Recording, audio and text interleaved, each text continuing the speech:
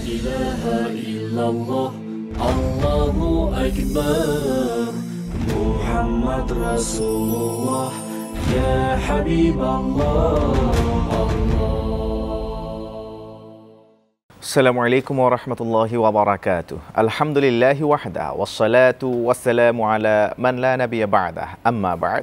সুপ্রিয় দর্শক শ্রোতা, এই মুহূর্তে টিভি সেটের সামনে দেশে প্রবাসে কাছ ও দূর থেকে যেখানে বসে আমাদেরকে দেখছেন, আপনাদের প্রত্যেককে আন্তরিক প্রীতি, শুভেচ্ছা ও মোবারকবাদ জানিয়ে শুরু করছি আপনাদের অংশগ্রহণে বৈশাখী টিভির সরাসরি সাপ্তাহিক নিবেদন, জীবন ঘনিষ্ঠ প্রশ্নোত্তরমূলক আলোচনা, ধর্মীয় অনুষ্ঠান ইসলাম ও সমাধানের আজকের এই পর্ব। প্রিয় দর্শক শ্রোতা, ইসলামের মৌলিক যে কোনো বিষয় সম্পর্কে সম্যক ধারণা পেতে, অজানাকে জানতে টিভি স্ক্রিনে প্রদর্শিত নাম্বারে আমাদের সাথে সরাসরি যোগাযোগ করুন। প্রিয় দর্শক শ্রোতা, আজকের এই পর্বে গুরুত্বপূর্ণ আলোচনা উপস্থাপন করবার জন্য ইতিমধ্যে আমাদের মাঝে এসে উপস্থিত হয়েছেন প্রখ্যাত আলেমদ্বীন, বিশিষ্ট ইসলামিক চিন্তাবিদ, লেখক, কলামিস্ট ও গবেষক, ঐতিহাসিক ঢাকা বিশ্ববিদ্যালয়ের উর্দু বিভাগের সম্মানিত সহযোগী অধ্যাপক প্রফেসর মুহতারাম শেখ হুসাইনুল বান্না। আসসালামু আলাইকুম ওয়া রাহমাতুল্লাহি ওয়া বারাকাতুহু। ওয়া আলাইকুম আসসালাম ওয়া রাহমাতুল্লাহি ওয়া বারাকাতুহু। শেখ, কেমন আছেন আপনি? আলহামদুলিল্লাহ, ভালো আছি। আপনাকে সুন্দর আয়োজনে আসবার জন্য শুভেচ্ছা, সুস্বাগতম জানাচ্ছি। জাযাকাল্লাহ। জাযাকুমুল্লাহ।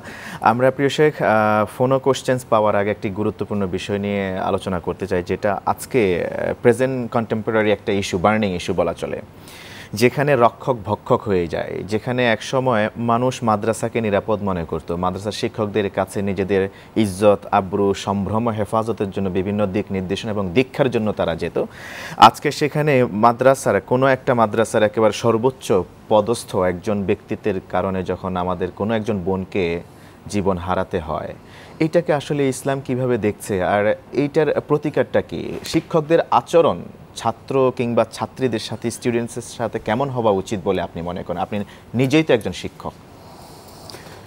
ধন্যবাদ। নাহমাদুহু ওয়া নুসাল্লি আলা রাসূলিহিল কারীম, আম্মা বাদ। শুরুতেই আমাদের যেই বোন প্রাণ দিল, জীবন দিল, শহীদ হলো যিনি, তার রুহের মাগফিরাত কামনা করে এবং তার শোক সন্তপ্ত পরিবারের প্রতি সমবেদনা, দুঃখ এবং সমবেদনা জ্ঞাপন করে মহান রব্বুল আলামিনের কাছেই দোয়া করি যে হযরত উম্মে সালামা রাদিয়াল্লাহু তাআলা আনহার স্বামী যখন ইন্তেকাল করলেন, রাসূল পাক সাল্লাল্লাহু আলাইহি ওয়াসাল্লাম ওনাকে দোয়া শিখিয়ে দিয়েছিলেন, তো তুমি দোয়া করো আল্লাহ সুবহানাহু ওয়া তাআলা যা নিয়ে গেছেন এর চেয়ে আরও শ্রেষ্ঠতর কোনো অভিভাবক বা সম্পদ যাতে আল্লাহ সুবহানাহু ওয়া তাআলা তাকে দান করেন। আমরা এই পরিবারের জন্য কেবল এতটুকুই বলবো যে রাসূল পাক সাল্লাল্লাহু আলাইহি ওয়াসাল্লামের দোয়া যে আপনারা সবর করেন, আল্লাহ সুবহানাহু ওয়া তাআলা ইনশাআল্লাহ এর চেয়ে কোনো শ্রেষ্ঠতর পুরস্কার, আরও অনেক বড় মহান পুরস্কার আপনাদের জন্য রেখে দিয়েছেন। কিন্তু যে ক্ষত হয়ে গেছে সেটি তো আর পূরণ হওয়ার কথা না। এক্স্যাক্টলি, আপনি ঠিক বলেছেন। একটি কবিতা আছে যে যারা হাতুস সিনাম লাহাল তিয়াম ওয়ালা আলতামু মা যারা হাল লিসান, যে শরীরের মধ্যে যদি কোনো ক্ষত হয় তরবারির আঘাতে, তাহলেও সেটি একসময় মুছে যায়, কিন্তু অন্তরে যে আঘাত সেটি কখনো ভোলার নয়, কখনো মুছার নয়। ঠিক বলেছেন। যেই ভাই তার বোনকে হারিয়েছে, যেই মা বাবা তার সন্তানকে হারিয়েছে, আসলে তাদের অনুভূতিটা এই শূন্য পূরণ হবার নয় আসলে, এবং আসলে সান্ত্বনা দেওয়ার ভাষা আমাদের কাছে নেই আমাদের। তাহলে যে হারায় সেই বুঝে আসলে বিচ্ছেদে কি যন্ত্রণা, এটা আসলে অন্যদের বোঝার কথা নয়। তো রাসূল পাক সাল্লাল্লাহু আলাইহি ওয়াসাল্লাম আমাদেরকে যে শিক্ষা দিয়েছেন, সেই শিক্ষার আলোকে আমরা যদি চলতাম, আমি বলবো যে এটা কেবল মাদ্রাসাকে ইন্ডিকেট করার আমি পক্ষপাতী নয়। না, এক্স্যাক্টলি, এটা হচ্ছে আমাদের সমাজের অবক্ষয়ের একটি চিত্র এই মাদ্রাসাতে এসে ফুটে উঠেছে আসলে। জি জি। আমরা যদি দেখি যে ওসি আমার এই বোনের থানায় মামলা নেয়নি, সে তো কোনো মাদ্রাসার স্টুডেন্ট না, না, উনি কেন এ করেছেন? যেই প্রতিনিধি, জনপ্রতিনিধি, তিনি এই যৌন হয়রানিকারী শিক্ষক নামের যে কলঙ্ক, ওনার পক্ষে কেন সে দাঁড়িয়েছে? ঠিক কথা। এরকম কি যখনই হলো এই মেয়ে যখন হয়েছে, মানে যাকে পুড়িয়ে দেওয়া হলো, এরপরেও ওই শিক্ষকের সপক্ষে কিন্তু মিছিল হয়েছে। এক্স্যাক্টলি। তাহলে আমরা বলতে পারি এটা যে এটা আমাদের নৈতিক অবক্ষয়ের একটা চিত্র আসলে এখানে এসে বিস্ফোরিত হয়েছে, এই জায়গায় এসে বিস্ফোরিত হয়েছে। আমরা ঠিক এই জায়গাটা নিয়ে আরেকটু কথা বলবো ইনশাআল্লাহ একটা ফোন নিয়ে আসার পর। আসসালামু আলাইকুম। ওয়ালাইকুম সালাম। প্রিয় দর্শক, পরিচয় দিয়ে প্রশ্ন করুন প্লিজ। আমি শান্তিনগর থেকে শাহাদাত বলছিলাম। জি প্লিজ, প্রশ্ন। আল্লাহ পাক কোরআনে বলছেন তোমাদের রিজিক দিছি তাতে খাও এবং ব্যয় করো। জি। আমরা সংখ্যা চালার পর মাদ্রাসা এতিমখানায় মাসে মাসে একটু ডোনেট করি। জি। এটা কি এই আইনের সাথে সামঞ্জস্য আছে কিনা? ধন্যবাদ আপনাকে, আমরা আপনার প্রশ্নটি পেয়েছি। জি প্রিয় শেখ, আমরা কথা বলছিলাম সেই ঘটনা, বার্নিং ইস্যুটা নিয়ে। জি, তো বিষয়টা হচ্ছে এরকম যে হযরত ইবনে আব্বাস রাদিয়াল্লাহু তাআলা আনহু তখন মদিনার গ্র্যান্ড মুফতি, তখন ওনার ফতোয়ার উপরে পুরো মদিনা চলে। আচ্ছা। তো তখন হযরত উমর রাদিয়াল্লাহু তাআলা খেলাফত আমলে কেউ যদি এরকম করত, ধর্ষণ করত, অথবা কারো যদি কোনো ছোট শিশুর সাথে অনৈতিক সম্পর্ক সে গড়ে তুলত, তাহলে হযরত উমর রাদিয়াল্লাহু তাআলা আনহু তাকে ফয়সালা দিয়েছিলেন যে তাকে পুড়ে মেরে ফেলার, পুড়িয়ে হত্যা করার। আচ্ছা। হযরত ইবনে আব্বাস রাদিয়াল্লাহু তাআলা আনহুর কাছে যখন এই খবরটি পৌঁছলো, হযরত ইবনে আব্বাস রাদিয়াল্লাহু তাআলা আনহু প্রতিবাদ করলেন এবং হযরত উমর রাদিয়াল্লাহু তাআলা আনহুর কাছে এসে বললেন যে কোনো মাখলুককে পুরানোর অধিকার কোনো মানুষের নেই। জি। সুতরাং আপনার এই ক্ষেত্রে এই ফয়সালাটি ভিন্ন কোনো ফয়সালা দিতে হবে। জি। তখন সাহাবায়ে কেরামের পরামর্শক্রমে হযরত উমর রাদিয়াল্লাহু তাআলা আনহু ফয়সালা দিলেন যে যারা এই ধরনের কাজ করবে তাদেরকে কোনো উঁচু স্থান থেকে মানে ধাক্কা দিয়ে ফেলে দেওয়া হবে। আচ্ছা। এবং তার মৃত্যুর আগ পর্যন্ত তাকে এই শাস্তি দিতে মানে বারবার কন্টিনিউ করবে, যে পাহাড়ের উপর থেকে ফেলার পরেও সে ইন্তেকাল করেনি, হাত পা ভেঙে গেছে, আবার তুলবে, আবার তাকে উঠিয়ে নিয়ে যাবে। এই ধরনের কঠিন শাস্তির বিধান কিন্তু আমরা দেখেছি। কিন্তু আমাদের যেটা হয়েছে, এটা আমাদের সমাজের অবক্ষয়। আমরা বলবো যে আমি আইনের প্রতি শ্রদ্ধা রেখেই বলছি যে আমাদের কিন্তু আইনের প্রয়োগ হয় না, এবং সেখানে বাজু আফজাই যেটাকে আমরা বলি পেশি শক্তির যে একটা দাম্ভিকদের সমাজপতি যারা আছেন, অর্থবিত্ত যাদের আছে, তারাই কিন্তু সমাজকে নিয়ন্ত্রণ করেন এবং অনৈতিকগুলিকেই নৈতিকতার পরিচয়ে তারা উপস্থাপন করার একটা ব্যর্থ চেষ্টা করেন।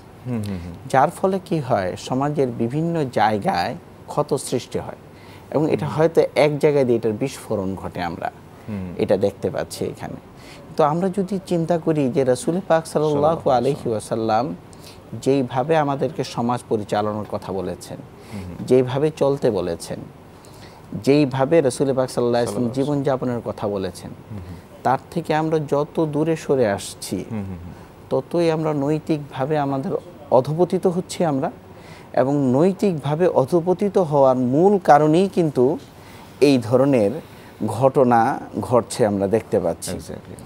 আমরা যদি বলি যে এই যে ঘটনা ঘটেছে, এই ঘটনার আগেই কিন্তু আমরা দেখতে পাই যে বনানীতে একটি ঘটনা ঘটেছে, কিন্তু সেখানে কিন্তু হয়েছিল যে অগ্নি নির্বাপন করার মতো যে গ্যাস যেই থাকার দরকার ছিল ওই বিল্ডিং, এটা কিন্তু নেই। আচ্ছা। ঠিক অনুরূপভাবে কিন্তু আমরা এখানেও দেখতে পাচ্ছি মাদ্রাসায় কিন্তু তা ছিল না, অথচ প্রত্যেকটা প্রতিষ্ঠানের মধ্যে এই সমস্ত থাকা এটা কিন্তু আইনি। আইনিভাবে এটি একটি স্বীকৃত বিষয়, যেভাবে রাখতে হবে, সচেতনতা অবলম্বন করতে হবে। আজকে যদি ওই আমার যে বোনটির দুর্বৃত্তরা আগুন ধরিয়ে দিয়েছে, সেই বোনটিকে যখন সে ছুটে আসলো, তখনও যদি এই ধরনের কোনো ব্যবস্থা করা হতো তখন, তাহলে কিন্তু দেখা যেত যে তার শরীরের কম অঙ্গ মানে পুড়তো। কিন্তু যেটি হয়েছে যে সে দাহিত হয়েছে এবং পুরো 80% অঙ্গ পড়ে গেছে। আমার এটার থেকে আজকে সকালে একটি নিউজে আমি একজন ডাক্তারের কাছ থেকে শুনছিলাম এই কথা, যে আমার এই বোনের 80% চামড়া পড়ে গিয়েছিল।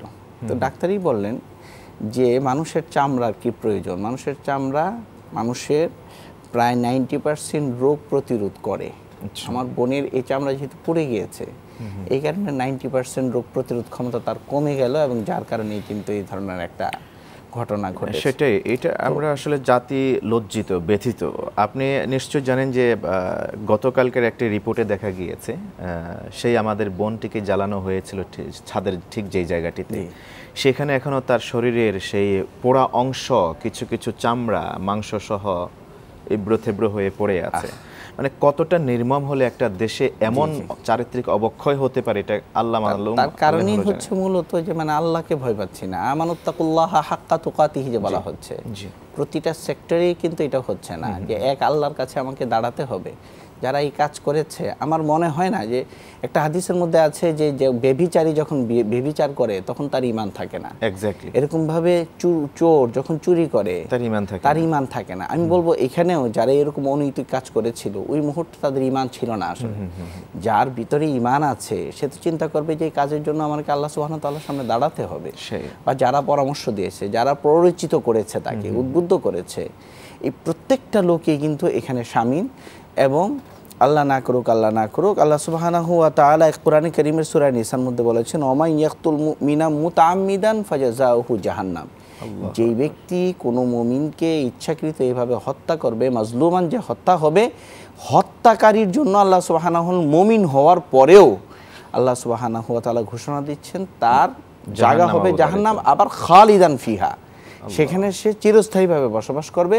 ওয়াগাদিবাল্লাহু আলাইহি ওয়া লানাহু ওয়া আ'আদ্দা লাহু আযাবান আযীমা। আল্লাহর গজব তার উপরে, আল্লাহর লানত তার উপরে, এবং আল্লাহ সুবহানাহু ওয়া তাআলা তার জন্য যন্ত্রণাদায়ক শাস্তির ব্যবস্থা করেছেন। তো এই সমস্ত আসলে বিষয়গুলি ঘটছে এই কারণেই যে আমাদের সেই তাকওয়া নেই। রাসূল পাক সাল্লাল্লাহু আলাইহি সাল্লামের আদর্শ, সাহাবা ইকরামের যে জীবন চলার যে পথ, সেটি থেকে আমরা যত সরে এসে আমরা যান্ত্রিক হচ্ছি এবং ওয়েস্টার্ন কালচারের যত আমরা অনুসরণ করছি, তত কিন্তু আমরা পশুতে পরিণত হচ্ছি।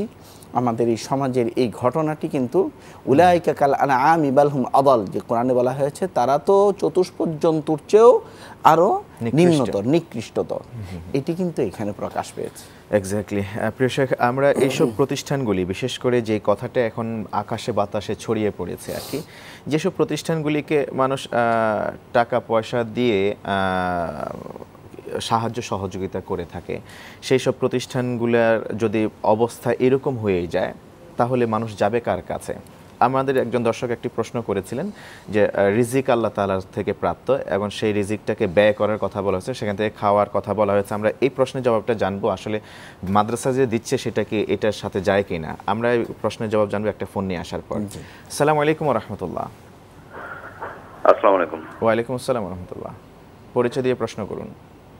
হুজুর, আমি বলছিলাম সিরাজগঞ্জ থেকে বলছিলাম, আমি ইমরান বলছিলাম যে মানুষ মারা গেলে তাকে দাফন কাফনের পরে যখন কবরস্থ করা হয় তখন তো আমরা শুনছি, আমরা জানি যে তার হিসাব নিকাশ নেওয়া হয়, কিন্তু যারা মারা যায়, যেমন বিদেশে মারা গেছে, তাকে আনাই হয়নি, আনতে 2-4 দিন লেগে গেছে, তখন সেই 2-4 দিন পরে তাকে দাফন কাফন করা হয়। এই ক্ষেত্রে মানে বিষয়টা জানতে চাচ্ছি যে মৃত্যুর কতক্ষণ পরে, এটা নির্ধারিত কোনো টাইম আছে নাকি কবরস্থ করার পরে তার হিসাব নিকাশ শুরু হবে? ধন্যবাদ প্রিয় দর্শক সিরাজ ভাই, আমাদের সাথে যোগ দেওয়ার জন্য অনেক অনেক মোবারকবাদ। জি, তো যে আমার আগের ভাই যে প্রশ্নটি করেছিলেন, সেই প্রশ্নটি হচ্ছে যে আল্লাহ সুবহানাহু ওয়া তাআলা মানুষকে খাওয়ান, ঠিক আছে, কিন্তু আল্লাহ সুবহানাহু ওয়া তাআলা তো আর আকাশ থেকে নাজিল হয়ে নিজে খাওয়ান না, বরং আমাদের সমাজের যারা অর্থশালী আছেন তাদেরকে উদ্বুদ্ধ করেন আল্লাহ সুবহানাহু ওয়া তাআলা যারা অনাথ এবং যারা অসহায় আছেন তাদেরকে সহযোগিতা করার জন্য। আমরা কোরআনে কারীমের সূরাতুল বাকারার 3 নম্বর আয়াতে যদি যাই তাহলেই দেখতে পারবো এখানে কিন্তু বলা হচ্ছে ওমিম্মা রাযাকনাহুম ইউনফিকুন। মুত্তাকিদের পরিচয় কি? মুত্তাকিদের পরিচয় হচ্ছে আমি তাকে যে রিজিক দিয়েছি তার থেকে সে ব্যয় করে। এটা হচ্ছে। আর সূরাতুদ দাহারের 6 নম্বর আয়াতে আমরা দেখি ওয়ুতঈমুনা আত-তাআমা আলা হুব্বিহি মিসকিনা ওয়া ইয়াতীমা ওয়া আসীরা, যে মুমিন তো হচ্ছে সেই যে মানুষকে খাবার খাওয়ায় আল্লাহ সুবহানাহু ওয়া তাআলাকে ভালোবেসে, আল্লাহ সুবহানাহু ওয়া তাআলাকে সামনে রেখে, মিসকিনা অসহায় ব্যক্তিকে, ওয়া ইয়াতীমা অনাথ ইতিম ব্যক্তিকে, ওয়া আসীরা এবং যারা বন্দী আছে তাদেরকে যারা খাওয়ায়, এবং বলে ইন্নামা নুতাইমুকুম লিওয়াজহিল্লাহ, আল্লাহ সন্তুষ্টির জন্য তোমাদেরকে আমি খাওয়াচ্ছি, লা নুরিদু মিনকুম জাযাআ ওয়ালা শুকুরা, তোমাদের থেকে আমি আশা করছি না যে তোমরা এর কোনো প্রতিদান দিবে অথবা তোমরা কৃতজ্ঞতা প্রকাশ করবে, আমার এরও আমি আশা করছি না। মুমিনের সিফাত হচ্ছে এটি।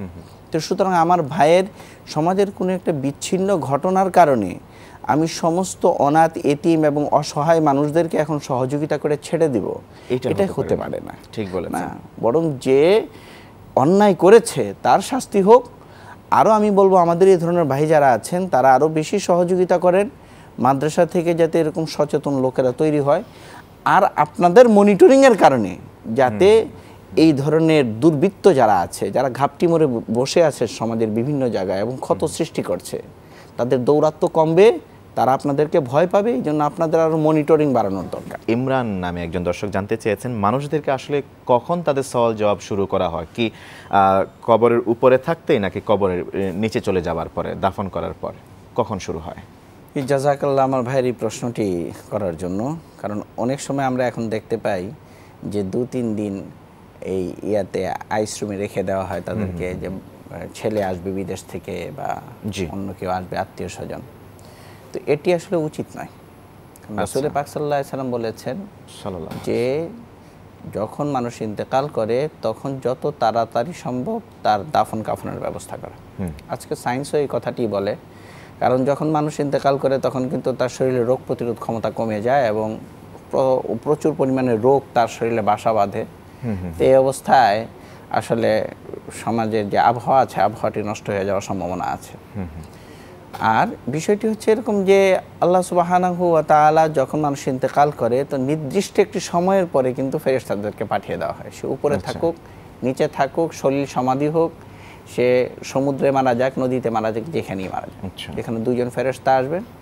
এবং আশ্চর্য রকমের বিষয় হচ্ছে যে প্রশ্ন কিন্তু আউট করে দেওয়া হয়েছে এবং উত্তর পৃথিবী থেকে বানিয়ে নিয়ে যাওয়ার কথা আল্লাহ সুবহানাহু ওয়া তাআলা বলেছেন যে মার রব্বুকা আমার নবিয়ুকা আমার দীনুকা, তোমার রবকে, তোমার নবীকে এবং তোমার দিন কি। এই 3টি প্রশ্ন যখন কোনো কাফেরকে করা হবে বা এই ধরনের লোক যারা দুনিয়াতে খারাপ কাজ করেছে তাদেরকে যখন করা হবে, সে সব ভুলে যাবে এবং বলবে হা হা লা আদ্রি, হ্যাঁ হ্যাঁ আমি তো কিছুই জানি না, আমি তো কিছুই জানি। কোনো রিওয়ায়াতের মধ্যে আবার আছে, মিশকাত শরীফে বিশেষ করে, যে রাসূল পাক সাল্লাল্লাহু আলাইহি সাল্লামের ছবি ভেসে উঠবে এবং ফেরেশতারা জিজ্ঞেস করবে মান হাদার রাজুল আল্লাযী রাআইতাহু, যে লোকটিকে তুমি দেখতে পাচ্ছ সেটি সেজন কে। তো এইভাবেও কিন্তু রিওয়ায়াতের মধ্যে এসছে। তো যারা বদ আমলি তারা বলবে যে আমি তো এই প্রশ্নের উত্তর জানি না, ওনাকে চিনি না, কিছুই চিনি না ওনাকে, এইভাবে। আর যারা নেক আমল যারা করেছেন তাদের কিন্তু সে সময় সব কথা খেয়াল পড়ে যাবে এবং তারা বলবেন যে আমার রব্বি আল্লাহ, আমার রব হচ্ছে আল্লাহ, ইনি হচ্ছেন আমার নবী এবং আমার ইসলাম হচ্ছে দিন, ইন্না দীন ইনদাল্লাহিল ইসলাম, আমার ধর্ম হচ্ছে ইসলাম। এই কথাটি কিন্তু কোরআনে কারিমে এসছে এবং অসংখ্য হাদিসে কিন্তু এইভাবে এসছে। এবং কবরের আযাব সম্পর্কে রাসূল পাক সাল্লাল্লাহু আলাইহি ওয়াসাল্লামের বিভিন্ন হাদিসে বিভিন্ন রকমের, যে জিনাকারী, ব্যভিচারী তার শাস্তি কবরে কীরকম হবে, যারা সুদখোর, ঘুষখোর তাদের শাস্তি কীরকম হবে, সমাজে যারা অনৈতিক কাজ করে বেড়ায় তাদের শাস্তি কীরকম হবে, বিস্তারিত বর্ণনা হাদিসের মধ্যে এসেছে। এক্স্যাক্টলি। আমরা এই যে ব্যভিচারের শাস্তির কথাটা যেটা বললেন, প্রসঙ্গত আমরা এই নিয়ে কথা বলবেন, সেটা একটা ফোন নিয়ে আসার পরে। আসসালামু আলাইকুম। ওয়ালাইকুম আসসালাম ওয়া রাহমাতুল্লাহ। পরিচয় দিয়ে প্রশ্ন করুন প্রিয় দর্শক। আমি মোহাম্মদ সুমন চৌধুরী বলছি মাদারীপুর জেলা থেকে। জি প্লিজ প্রশ্ন। ভাই আমার একটা প্রশ্ন, যে বাংলাদেশে আলিয়া মাদ্রাসা, স্কুল, কলেজে যে সহশিক্ষাটার ব্যবস্থা আছে, জি, আমাদের দেশে যে এই যে নারী নির্যাতনের ঘটনা ঘটতেছে আমরা দেখতেছি, ঠিক আছে, জি, এইগুলি কি সহশিক্ষা বন্ধ না হলে কি কোনোদিনও বন্ধ করা সম্ভব কিনা? ইসলাম, কোরআন এবং হাদিসের আলোকে আমি একটু জবাব চাই। আরেকটা প্রশ্ন আমার, যে এই যে আপনার এই যে জিন জাতিদেরকে আল্লাহ জাহান্নামে কিভাবে পুরবে? তারা তো আগুনের তৈরি।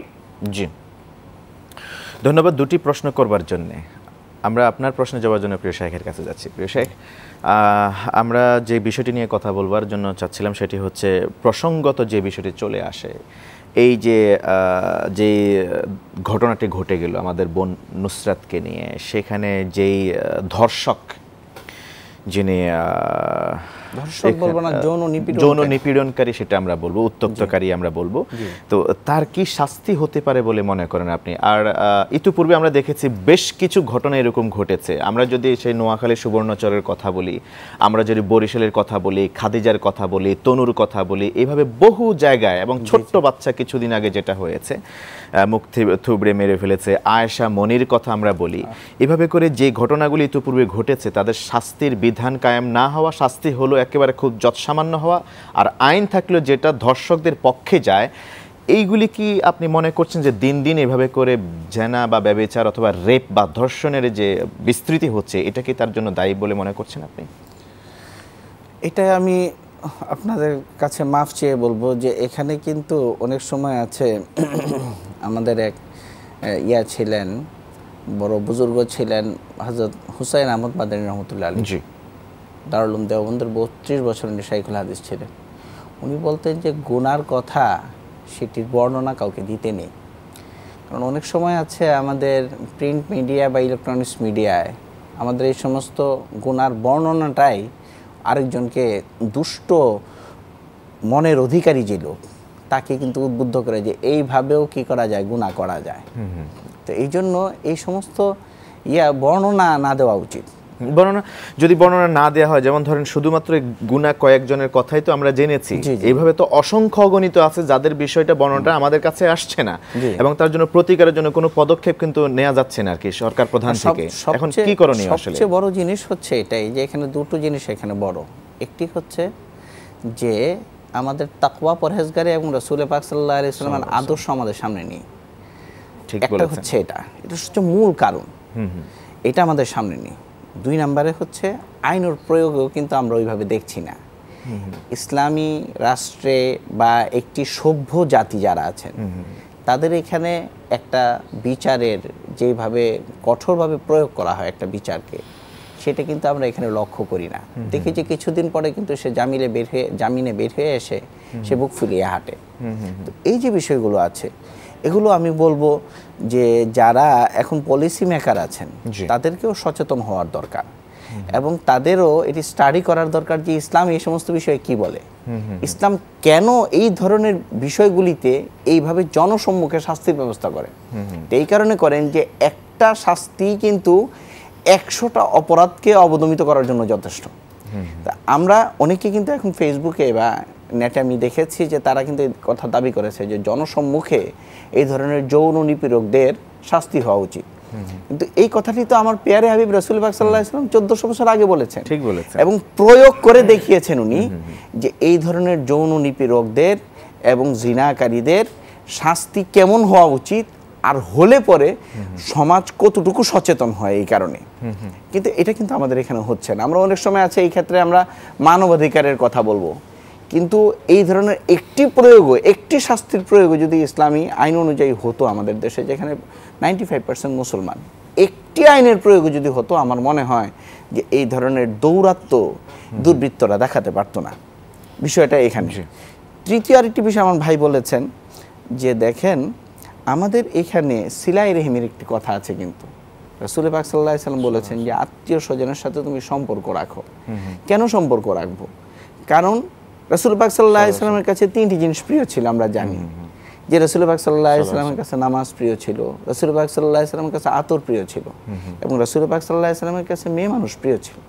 মেয়ে মানুষ মানে কি? মেয়ে মানুষ মানে আমার বোন, মেয়ে মানুষ মানে আমার মা, মেয়ে মানুষ মানে আমার মেয়ে। জি, আমরা কিন্তু অনেক সময় নেগেটিভ চিন্তা করি। এক্স্যাক্টলি। তো আসলে আমার ফুফি, আমার খালা, তাদের সাথে, আমার বোনের সাথে আমার আচরণটা কিরকম হবে, এটা কিন্তু আমাদের সন্তানরা আজকে তাদের পারিবারিকভাবে শিখছে না।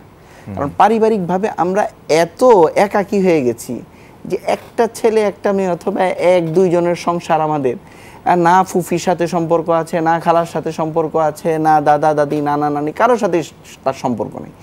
সে ছোটবেলা থেকেই আসলে একাকিত্বের মানুষ নয়, একটা প্রাণী হিসাবে সে কী করছে, বড় হচ্ছে। অথচ সিলাই রেহমির কথা কোরআনে কারীম এবং হাদিসে এইভাবে বলা হয়েছে যে লা ইয়াদখুলুল জান্নাতা কাতিউন, লা ইয়াদখুলুল জান্নাতা কাত্তাতুন।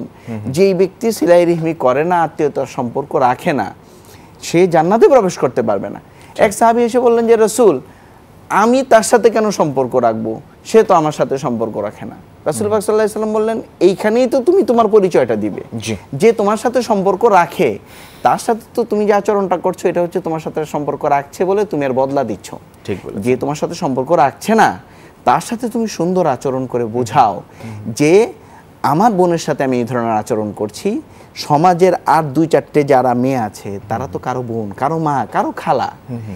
এই যে ইয়াগুলি আমাদের মধ্যে ইসলামের যে আচার আচরণগুলো, এগুলোতেও কিন্তু আমরা অভ্যস্ত না। এই স্পিরিটগুলি ধারণ করলে আমার খালা, আমার বোন, আমার মায়ের সাথে যে আচরণ করব, অন্য প্রতিবেশীর এরকম খালা, বোন, মায়ের সাথে তো সেই আচরণটা করা দরকার। আমরা আসবো এই কথাটা নিয়ে, কথা কন্টিনিউ করবেন ইনশাআল্লাহ। একটা ফোন নিয়ে। জি, আসসালামু আলাইকুম। হ্যালো, সংযোগ বিচ্ছিন্ন হয়ে গিয়েছে। যে এক সাহাবী রাসূল পাক সাল্লাল্লাহু আলাইহি ওয়াসাল্লামের কাছে আসলেন এবং রাসূল পাক সাল্লাল্লাহু আলাইহি ওয়াসাল্লামের কাছে এসে বললেন, রাসূল আমার ব্যভিচার করতে মনে চায়, আমি ব্যভিচার করব। সাহাবা ইকরাম সবাই মানে বিস্মিত হয়ে বললেন যে রাসূলের সামনে এই ধরনের কথা। রাসূল পাক সাল্লাল্লাহু আলাইহি ওয়াসাল্লাম বললেন, কেউ কোনো কথা বলবে না, তুমি আসো আমার কাছে আসো। রাসূল সামনে আনলেন, তার মাথায় হাত বুলালেন, বললেন যে তুমি বিষয়টিকে এইভাবে চিন্তা করো কেন?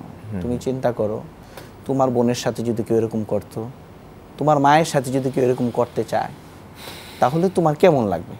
উনি বললেন, অবশ্যই রাসূল আমার ভালো লাগবে না। বলে, সেও তো কারো বোন, সেও তো কারো মা, ঠিক এই হিসেবে তুমি চিন্তা করো। এই সাহাবী নিজে বলেছেন যে রাসূল পাক সাল্লাল্লাহু আলাইহি সাল্লামের এই নসিহতের পরে জিন্দেগিতে আমার মনে কোনোদিন ব্যভিচারের কোনো চিন্তাই আর আসেনি। এই যে রাসূল পাক সাল্লাল্লাহু আলাইহি সাল্লামের আদর্শ, যে একজন মা বোনের সাথে কিরকম হওয়া উচিত। আমাদের হযরত আয়েশা রাদিয়াল্লাহু তাআলা আনহা, তিনি তো একজন শিক্ষিকা ছিলেন। ওনার কাছে অনেক সাহাবী এসে হাদিস শিখেছেন। রাসূল পাক সাল্লাল্লাহু আলাইহি সাল্লামের পরেও প্রায় 551 জন মহিলা সাহাবী ছিলেন যারা হাদিস রওয়ায়াত করেছেন। তাদের কাছে কি পুরুষ সাহাবীর হাদিস শিখেননি? অবশ্যই তাবিঈন তাবিঈনরা কি হাদিস শিখেননি? শিখেছেন। কিন্তু এই ধরনের একটি ঘটনা ঘটেছে জায়গায় দেখা যায়। ঠিক এই জায়গাটা নিয়ে আমরা কথা বলবো আমাদের প্রিয় দর্শকদের প্রশ্নের আলোকে। একজন দর্শক জানতে চেয়েছিলেন যে এই যে সমাজের মাঝে যে চারিত্রিক অবক্ষয় যে বিস্তৃতিটা, এটা কি সহশিক্ষার কুপ্রভাব কিনা? আসলে সহশিক্ষার প্রভাব আছে, আমি এটা বলবো, কিন্তু তার আগে আমি চিন্তা করব যে আমার সমাজে আমার বোনটাকে যেভাবে পর্দা করার কথা ইসলাম বলেছে, আমি কি বাসায় সেইভাবে পর্দা করাচ্ছি? আমি তো সেখানে তাকে অন্য যে সমস্ত পুরুষ আছে যাদের সামনে যাওয়ার কথা না আমার মা বোনদের, তাদের সামনে যাচ্ছে এবং আমি প্রশ্রয় দিচ্ছি। সেখানে তো আমি বলছি না ইসলাম এটা নিষেধ করছে। এইখানে তার মেন্টালিটি এভাবে তৈরি করার দরকার ছিল আমাদের পারিবারিকভাবে, সামাজিকভাবে। তারপরে আমার শিক্ষা প্রতিষ্ঠানেও সেটির প্রয়োগ করার দরকার আমি বলে মনে করি। কিন্তু আমি সহশিক্ষাকে বাদ দিয়ে দিলাম, আমি আলাদা করে ফেললাম, কিন্তু আমার কালচারে আমি ইসলামের আদর্শকে ঢুকালাম না। তাহলে তো মানুষের যে বয়সের একটা আছে, প্রবৃত্তির যে একটা তাড়না আছে, এবং আল্লাহ সুবহানাহু ওয়া তাআলা এবং রাসূল পাক সাল্লাল্লাহু আলাইহি ওয়াসাল্লামের আদর্শ শ্রদ্ধা যার কাছে না থাকে, এই ধরনের অহরহ ঘটনা সহশিক্ষা ছাড়াও ঘটবে বলে আমার মনে হয়। মূল হচ্ছে আমাদের যে কালচারটাকে, সেইটাকে ইসলামাইজড করার জন্য একেবারে রুট লেভেল থেকে, আমার পরিবার থেকে, আমার নিজের থেকে আমার কাজ শুরু করার দরকার। আমি প্রত্যেক দিন কি আমার বাসায় আমি একটি হাদিস পড়তে পারি না, কোরআনের একটি আয়াত পড়তে পারি না? আমি সকালে আমি কি বুঝাতে পারি না আমার মা বোনদেরকে, আমার সন্তানকে, আমার ছেলেকে, যে ইসলাম মা বোনদেরকে এইভাবে সম্মান করতে বলে, ইসলাম এইভাবে চলতে বলে, মা বোনকে এইভাবে চলতে বলে, ছেলেদেরকে এইভাবে চলতে বলে? এইটা যতদিন পর্যন্ত আমি তাকে না শিখাতে পেরেছি, এই এনভায়রনমেন্ট, খালি শিক্ষা দিলে হবে না যে শিক্ষা দিলাম পরে এনভায়রনমেন্ট নাই। আমাদের যেটা হচ্ছে যে মাদ্রাসা আজকে শিখছে, ছেলে মেয়েরা শিখছে, অনেক কিছুই শিখছে আমি বলবো, এবং ভালো শিখছে, কিন্তু তার এনভায়রনমেন্টটা কোথায়? সে বাসায় আসছে, এসে দেখছে যে পর্দার নেই। সে বাসায় এসছে, এসে দেখছে যে তার খালু, তার ভাই, তার অমুক সুদি কারবার করছে, ঘুষ খাচ্ছে, সুদ খাচ্ছে। সে বাসায় এসছে, এসে দেখছে যে তার ভাই বা তার মামা যে ব্যবসা করছে, সে ব্যবসার মধ্যে বিভিন্ন রকমের ছলচাতুরি করছে, মানুষের সাথে ধোঁকাবাজি করছে।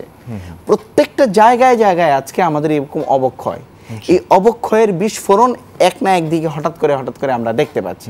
তা আমরা যদি এখনো কিন্তু আমাদের সময় আছে, এইভাবে কিন্তু আমাদের সমাজ এখনো নষ্ট হয়ে যায়নি। ভালো মানুষের সংখ্যাই বেশি, যেটা আমরা বিভিন্ন রকমের ঘটনার পরিপ্রেক্ষিতে কিন্তু আমরা বলতে পারি যে আমাদের মনটা, যে রাসূল পাক সাল্লাল্লাহু আলাইহি ওয়াসাল্লাম বলেছেন যে তোমার মনে যখন ধিক্কার দিবে কোনো খারাপ কাজের, তখনও বুঝবে যে তোমার ভিতরে কিন্তু এখন ঈমান আছে। এই যে বিষয়টা, এইটা কিন্তু আমরা অধিকাংশ সমাজের মানুষের মধ্যে দেখছি যে ঈমানটা কিন্তু আছে। এখন আমাদের এনভায়রনমেন্ট এবং গণসচেতনতা এবং ইসলাম কি বলে, ইসলাম সম্পর্কে শিক্ষা, এটি যদি আমরা অর্জন করতে পারি তাহলে ইনশাআল্লাহ ঠিক বলেছেন আপনি। আমাদের তো সহশিক্ষার বিষয়টা আপনি কিন্তু নিরুৎসাহিত করেননি, একদিক থেকে আপনি এটার পক্ষে কথা বলে গিয়েছেন, কিন্তু সেখানে দরকার আমাদের লাগাম টেনে ধরা, নিয়ন্ত্রণ। যে বিষয়টা। আর সেখানে আমরা যেটা দেখছি যে সহশিক্ষার পাশাপাশি একে তো নিয়ন্ত্রণে কন্ট্রোলিং পাওয়ার নেই, সেক্ষেত্রে কিন্তু দেখা গেল আবার যৌন শিক্ষার যে ব্যবস্থা করে দেওয়া হয়েছে সেখানে। আমি কিছুদিন একটা ডকুমেন্টারি দেখেছি সেখানে ছোট ছোট বাচ্চারা বলছে যে মেয়েরা বলছে একসময় আমাদের লজ্জা লাগতো এগুলি পড়তে, এবং টিচাররাও বলছেন লজ্জা লাগতো, এখন আর লজ্জা মনে হয় না, এখন ছেলেরা মেয়েদেরকে জিজ্ঞেস করে, মেয়েরা ছেলেদেরকে জিজ্ঞেস করে, এগুলি খুব ইজি হয়ে গিয়েছে। এই বিষয়গুলি মনে হয় আমাদের যারা পলিসি মেকার আছে তাদের মনে হয় নজরে নিয়ে আসা দরকার। আমাদের যেহেতু সময় শেষ হয়ে আসলো, আমি এই বিষয়টা নিয়ে আর কন্টিনিউ করতে পারছি না। আরেকটি প্রশ্ন আমাদের রয়ে গিয়েছে, জিন জাতিকে একেবারে সংক্ষেপে যদি জবাবটা দেন, জিন জাতিকে কিভাবে আগুনে পোড়াবে, শাস্তি দেওয়া হবে, অথচ তাদেরকে তো সৃষ্টি করা হয়েছে আগুন দিয়ে? এই প্রশ্নটি কারি তৈয়ব সাহেব রহমতুল্লাহ আলাইহিকে আজ থেকে আরো 50 বছর আগে করা হয়েছিল। আচ্ছা, কারি তৈয়ব সাহেব বলেছেন যে মিয়া, তোমাকে যদি মাটির মধ্যে গেড়ে ফেলা হয় অথবা মাটি দিয়ে তোমাকে আঘাত করা হয় তাহলে কি তুমি ব্যথা পাও না? বলে যে পাই।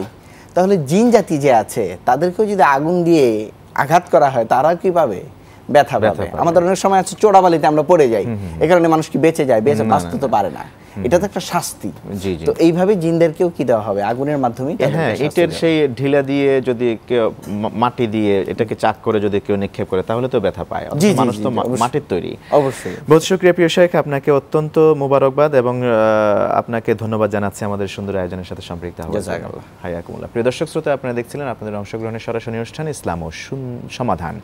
আজ এই পর্যন্তই। আপনাদের প্রত্যেকের সুস্বাস্থ্য দীর্ঘায়ু কামনা করে আগামী পর্ব দেখার আমন্ত্রণ জানিয়ে আজকের মতো বিদায় নিচ্ছি। হাদা মাইন্দি ওয়াল ইলমু ইনদাল্লাহ আলাইহি তাওয়াক্কালতু ইলাইহি উনীব। ওয়াসসালামু আলাইকুম ওয়া রাহমাতুল্লাহি ওয়া বারাকাতুহু। লা ইলাহা ইল্লাল্লাহ, আল্লাহু আকবার, মুহাম্মদ রাসূলুল্লাহ, ইয়া হাবিবাল্লাহ।